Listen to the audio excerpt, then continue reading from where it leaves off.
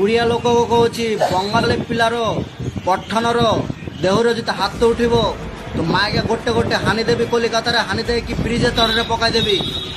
আর যত বাঙালি ভাই তোমরা মুসলিম যত আছে তো ভিডিওটা শেয়ার করে উড়িয়া খানকে ছেলের কাছে পাঠাও। ଓଡ଼ିଆ ଲୋକଙ୍କୁ ହାଣିକି ବ୍ରିଜରେ ପକେଇଦେବୁ କଲିକତାରେ? ଆରେ ଭାଇ ତୁ କହିଲୁ ମୁଁ ଶୁଣିଲି, ମୁଁ କହୁଛି ତୁ ଶୁଣୁ।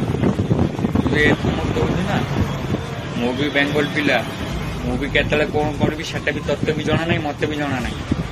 ଆଉ ତୁ ଗୋଟେ କଥା ଭୁଲି ଯାଉଛୁ ବୋଧେ, ଓଡ଼ିଆ ଲୋକଙ୍କର ମୁଣ୍ଡରେ ପିତ୍ତ ଯଦି ଥରେ ଚଢିଯିବ ନା, ତୋର କେବାଟେ କଣ କରିବ ତୁ ବି ଜାଣିପାରିବୁନି।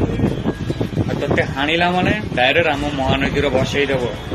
ଆଉ ତୁ ଯେ କହୁଛୁ ନା ତୋ ସିଆଡ଼କା ଲୋକ ପାଖ କଥା ଟିକେ ଭାବ, କାହିଁକି ନା ତୋ ସିଆଡ଼କା ଲୋକ ଏଠି 100 ଜଣ ଆସିକି ଫେରି ବେପାର କରୁଛି, ତାଙ୍କ କଥା ଟିକେ ଭାବ।